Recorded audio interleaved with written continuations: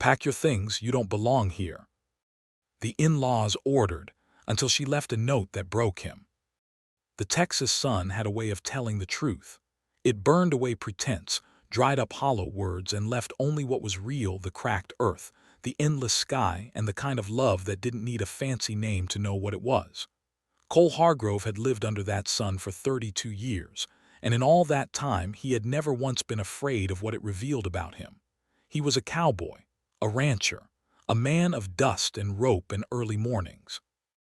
He made no apologies for his calloused hands or his worn boots or the way his shirt always carried the faint smell of hay and leather.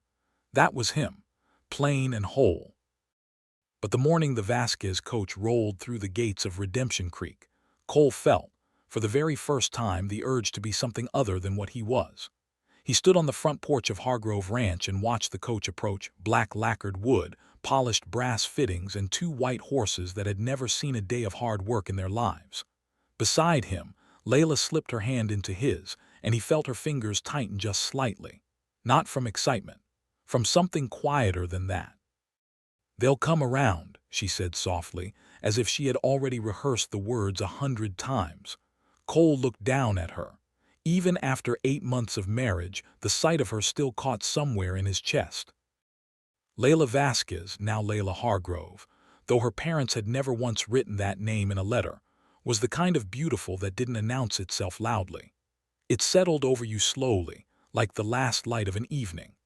Dark hair pinned loosely at her neck, warm brown eyes that missed nothing, a mouth that curved easily into laughter, and just as easily into iron stubbornness when the moment called for it. She was 25 years old, and she was, without question, the finest thing that had ever happened to Cole Hargrove's life. He had met her in town 14 months ago on a Tuesday that he had intended to be entirely unremarkable.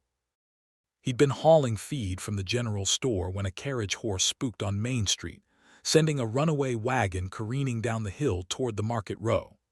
Laila had been standing exactly in its path, frozen for just a half-second before Cole crossed the distance between them in 4 long strides and pulled her clear.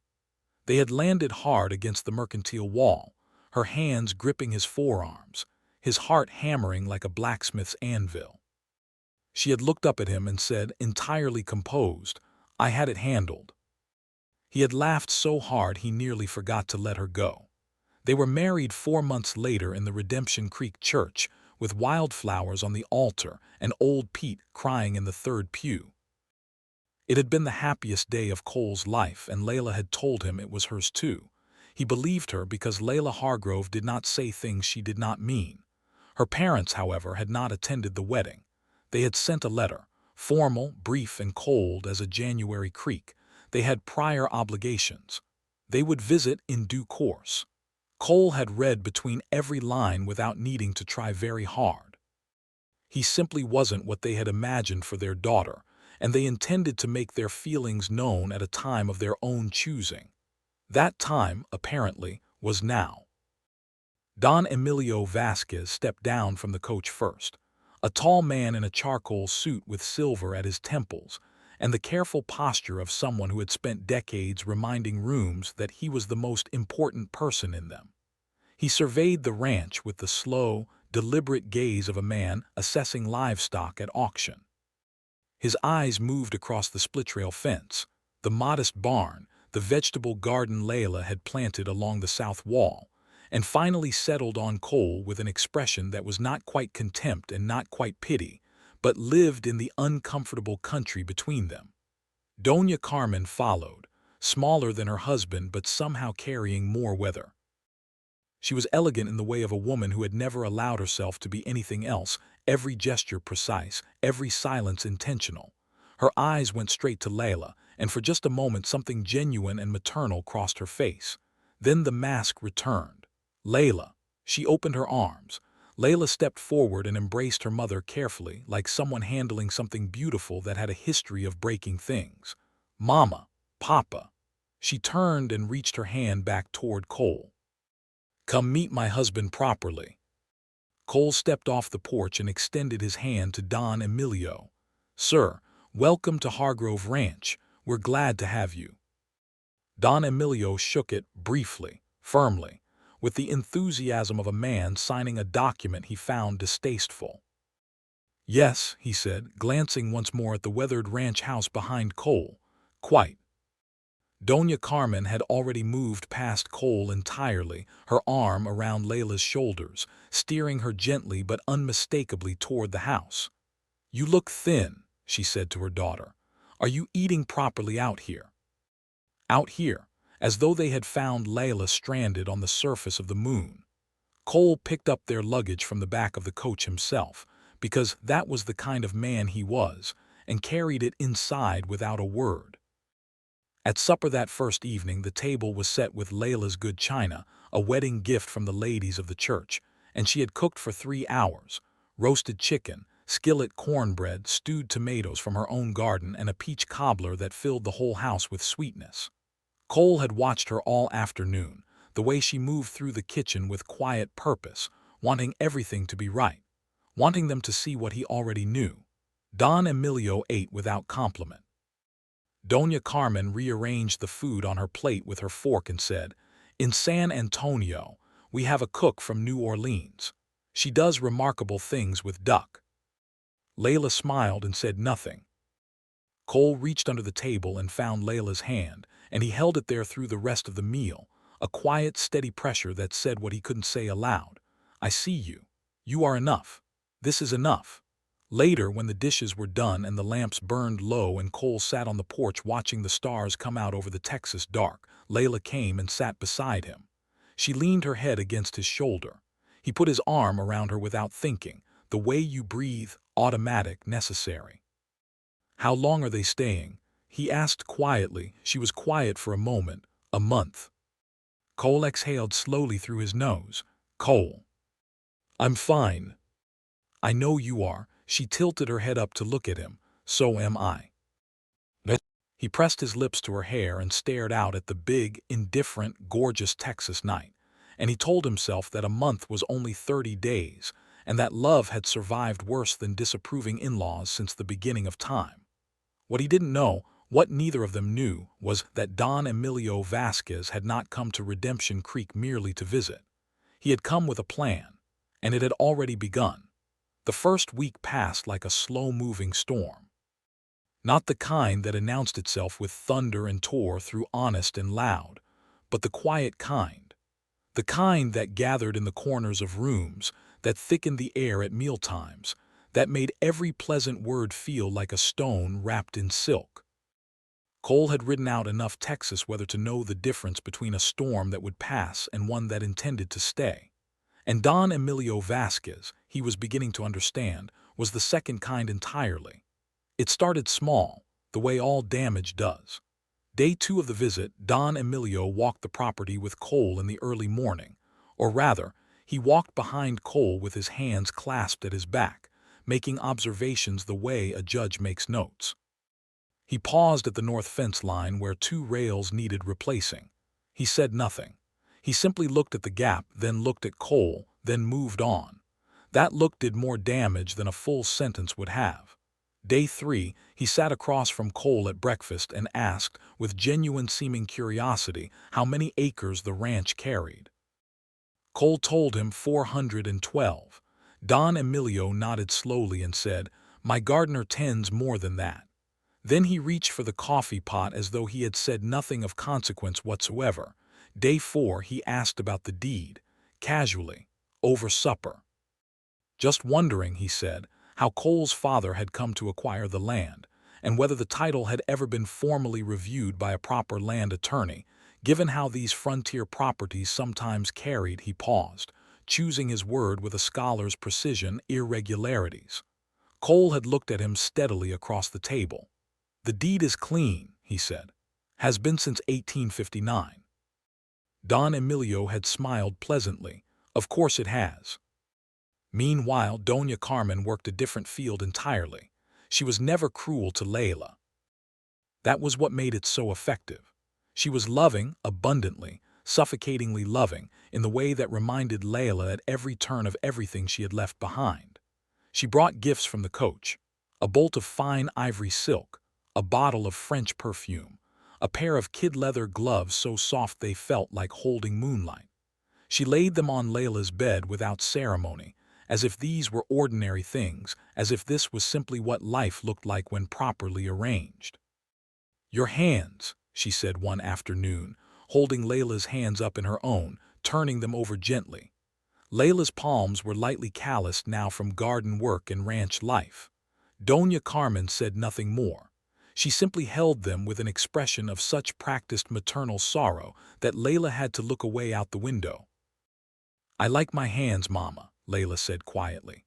"I know you do, my love," Doña Carmen replied and set them down with the delicate finality of closing a book.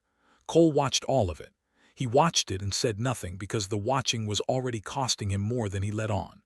At night he lay awake in the dark and listened to Layla breathe beside him and told himself that she was still there, her shoulder warm against his arm, and that was what was real. Not the silk, not the gloves, not the look on her mother's face. He brought her wildflowers on day 6, a fistful of Indian paintbrush and yellow clover he'd gathered along the creek bank on his morning ride. He set them in the blue mason jar on the kitchen windowsill, the one she liked. She had found him in the barn afterward and kissed him in a way that made the whole week feel survivable. He even put on his good shirt for supper that night, the one with the proper collar. Old Pete had seen him from across the yard and called out, "Cole Hargrove, you clean up like a man who's trying." And Cole had told him to mind his business with a grin that didn't cost him anything. But the grin had limits. On the 9th day, the Redemption Creek Founders Social was held in the town hall, an annual gathering of ranchers, merchants, and townspeople that Cole had attended every year of his adult life. He had looked forward to it this year in particular, quietly hoping it might soften something in Don Emilio, showing him that his son-in-law was a man respected in his own community. Instead, it became the night everything cracked. It happened near the punch table, in a loose circle of men that included the mayor, 2 fellow ranchers, and the editor of the Redemption Creek Gazette. Cole was mid-sentence, describing the spring cattle count, when Don Emilio stepped smoothly into the circle and redirected the conversation the way a river redirects around a stone, so naturally that half the men didn't notice it happening. "Cole is an ambitious man," Don Emilio said, with a warm smile that reached nowhere near his eyes. "It takes a particular kind of ambition, doesn't it, to pursue a young woman of considerable family fortune when one's own holdings are, shall we say, still developing." He chuckled pleasantly. "My daughter has always had a generous heart. Perhaps too generous." The circle went quiet in the particular way that public humiliation silences a room not loudly but completely. Cole felt every word land. He felt his jaw tight, his hands close slowly at his sides. He looked at Don Emilio and found the man already looking elsewhere, as if the comment had been so minor it required no follow-through. Cole set down his cup. He excused himself with a single quiet word. And he walked out into the night air alone, because the alternative, what he actually wanted to do, was not something Laila needed to see. She found him outside 10 minutes later, standing at the hitching post with his hat in his hands, staring down the empty street. She didn't say anything. She simply stood beside him and slipped her arm through his. That night when they returned to the ranch, Cole lay in the darkness and stared at the ceiling for a long time. And the thought that had been circling him for 9 days finally landed, quiet and devastating. Maybe they're right. Maybe she deserves a life I can't give her. He didn't say it aloud. He didn't have to. It had already taken root. Then Don Emilio knocked on Layla's door and delivered, with the calm authority of a man accustomed to being obeyed, the words he had been saving since the moment his coach rolled through those gates. "Pack your things, Layla. You don't belong here. You belong with your own kind." The silence that followed was long and absolute, and Cole, standing in the hallway just beyond the door, heard every word of it and said nothing. Because somewhere beneath his ribs, in a place he hated himself for, he had already begun to wonder if the man was right. Cole Hargrove did not sleep well, and he knew it before he even opened his eyes. There was a particular quality to the darkness before dawn on a working ranch, a dense, breathing stillness that a man learned to read after enough years of living inside it. It told you things. The horses were calm or restless. Rain was coming or it wasn't. Something was right or something was wrong. Cole had trusted that darkness the way other men trusted clocks, and this morning, before he had fully surfaced from sleep, before his eyes had adjusted to the gray pre-light coming through the curtain edge, it was telling him something was wrong. He reached beside him. Cold. Not the cool of someone who had slipped out minutes ago to fetch water. Cold in the way of hours. The deep, settled cold of an absence that had been building since well before the world woke up. He pressed his palm flat against Laila's side of the bed and held it there for a moment longer than he needed to, as if the warmth might return if he was patient enough. It didn't. He sat up slowly. The room was undisturbed in most ways, her hairbrush still on the dresser, the blue curtain she had sewn herself still hanging straight. But the details that mattered told a different story. The small leather travel bag that lived on the top shelf of the wardrobe was gone. The hook beside the door where she always hung her riding coat held nothing but air. And her boots, the brown ones with the worn left heel that she refused to let Cole replace because she said they fit her perfectly now, were not beneath the chair where she left them every night without exception. Cole stood in the center of the room for a long moment. Then he dressed without a sound, pulling on his boots and his work coat in the half-dark, operating on the muscle memory of 1,000 early mornings. His hands were steady. He made them be steady. He was not a man who fell apart easily, and he had no intention of starting now, regardless of the fact that something very cold and very heavy had settled in the middle of his chest and showed no signs of moving. He passed the guest room on his way down the hall. The door was closed. He paused at it for less than a second, just long enough to hear the even, untroubled breathing of people who had gotten exactly what they wanted and were sleeping soundly inside that satisfaction. Don Emilio and Doña Carmen, still and peaceful as a verdict. Cole moved on. The kitchen was empty, the table bare. The blue mason jar on the windowsill still held the last of the wildflowers he had brought her 5 days ago, dried now, but she had kept them anyway. He looked at them for a moment, then looked away. He went out through the back door into the pearl-gray morning.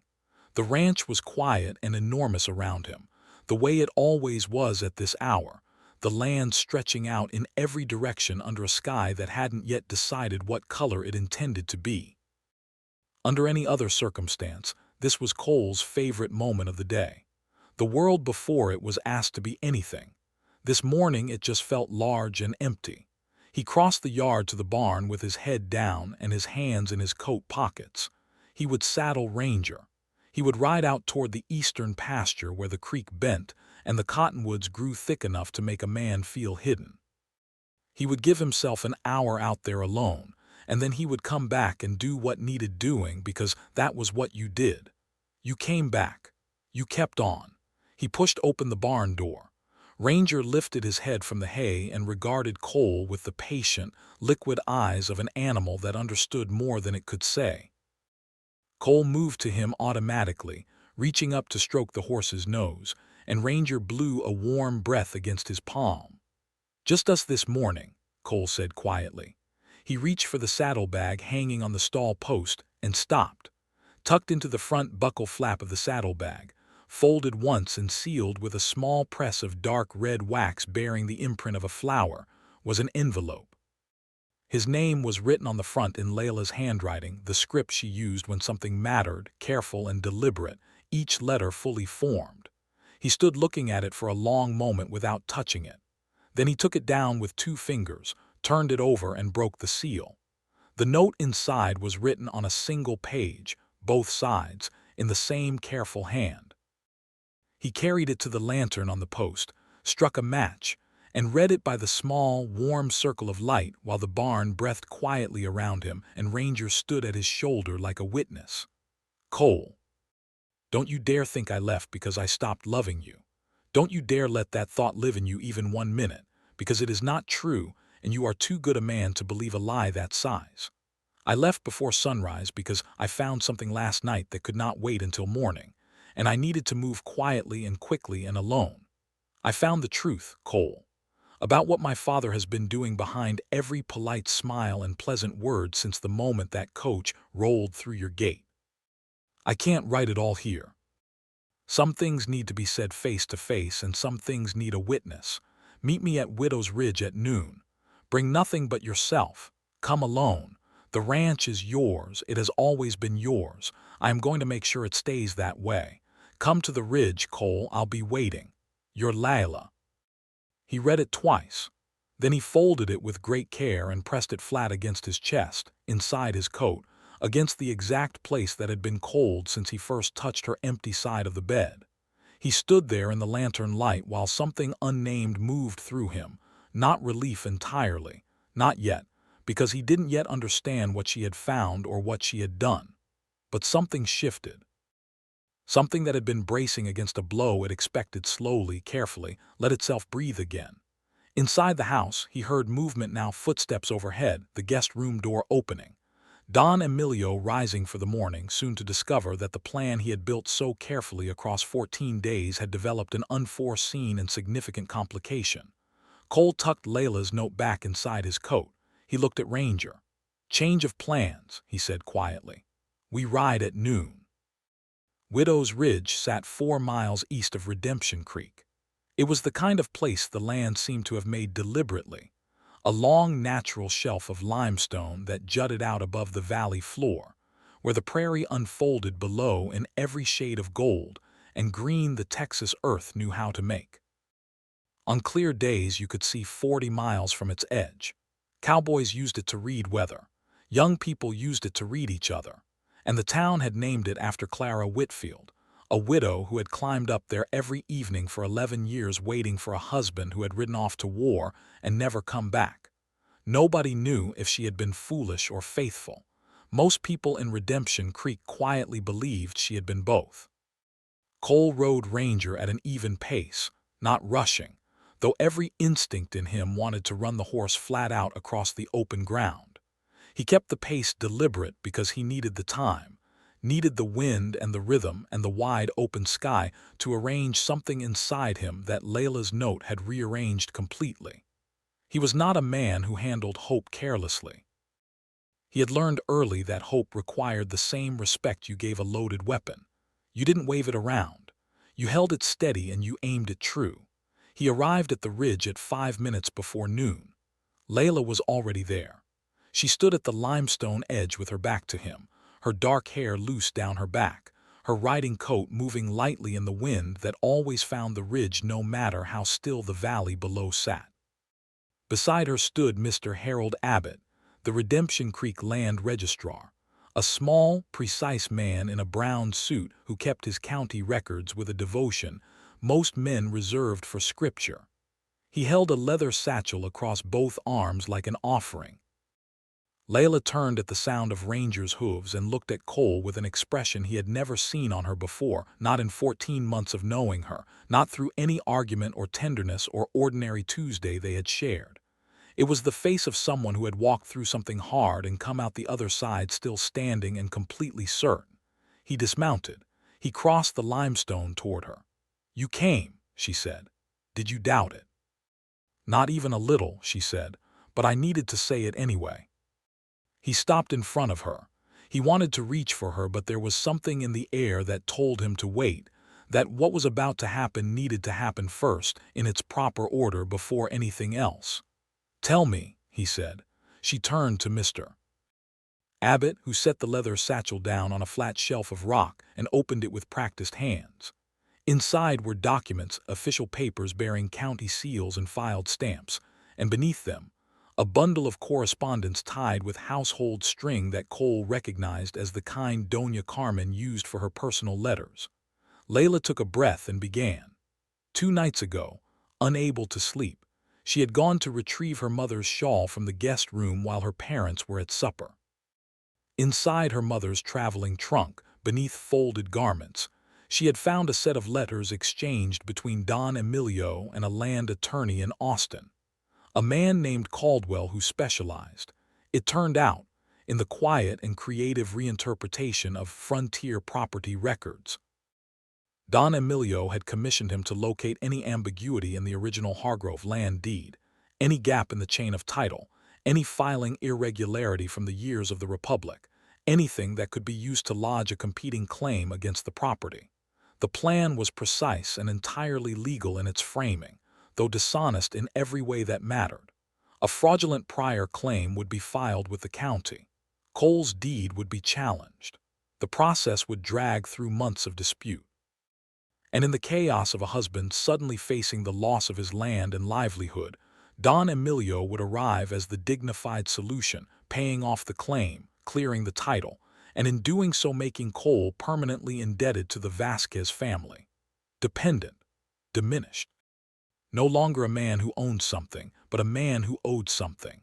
And Laila, surrounded by that ruin, would surely see reason and come home. Cole stood very still through all of it. Mr. Abbott confirmed the rest. Laila had arrived at his door before 6 that morning, documents in hand, and laid everything on his desk with the clarity of a woman who had spent the pre-dawn hours organizing her thoughts into something airtight. The fraudulent prior claim had already been quietly filed 2 days prior. Caldwell had moved faster than Don Emilio had indicated in his letters, but Laila's evidence was irrefutable. Mr. Abbott had reviewed everything, consulted the original deed, cross-referenced the filing dates, and by 9 that morning had formally dismissed the competing claim and entered a corrected and reinforced record of title under Cole Hargrove's name. Permanent, uncontestable, done. Cole looked at the documents. He looked at Mr. Abbott. Then he looked at Laila. "You did all of this," he said, "before sunrise, alone." "You were going to blame yourself," she said simply. "I wasn't going to let that happen." Something moved through Cole Hargrove then that he had no clean word for. It was not merely gratitude, and it was not merely love, though it contained both of those things the way the ocean contains rivers. It was the specific and overwhelming feeling of being known completely by another person, of having someone see not just who you were but who you were in danger of becoming, and step directly into the path of it. He closed the distance between them and held her. Not gently, the way you hold something you nearly lost. She pressed her face against his shoulder, and he felt her exhale, long and slow and complete, like a woman setting down something very heavy she had been carrying since before sunrise. Mr. Abbott found a sudden professional interest in the valley view and studied it quietly. They rode back to the ranch together in the early afternoon light, side by side, not hurrying. The prairie lay open around them, enormous and indifferent and beautiful, the kind of landscape that put human troubles in their proper proportion without being cruel about it. Cole rode with Laila's note still folded inside his coat against his chest. He thought he might keep it there a while longer. The in-laws were on the porch when they arrived. Don Emilio saw them coming together and something shifted in his face, a rapid, controlled adjustment, like a man rearranging furniture before company arrives. He had clearly expected Cole alone, defeated. He had not expected this. Cole dismounted, helped Laila down, and handed Ranger's reins to old Pete without breaking stride. He walked to the foot of the porch steps and looked up at Don Emilio with the particular calm of a man who has nothing left to prove and knows it. "The claim was dismissed this morning, sir," Cole said. "Mr. Abbott sends his regards. Your coach can be ready within the hour. I'll have Pete bring your luggage down." The silence was long and specific. Doña Carmen looked at her daughter. Laila stood beside Cole with her arm through his, her chin level, her eyes clear, not triumphant, not cruel, but absolutely and permanently certain. Doña Carmen looked at her for a long time, and then something in the older woman's architecture quietly gave way. Not collapsed, gave way. The way a door finally opens after years of sticking. She touched her husband's arm. Don Emilio looked at his wife. Then he looked at his daughter.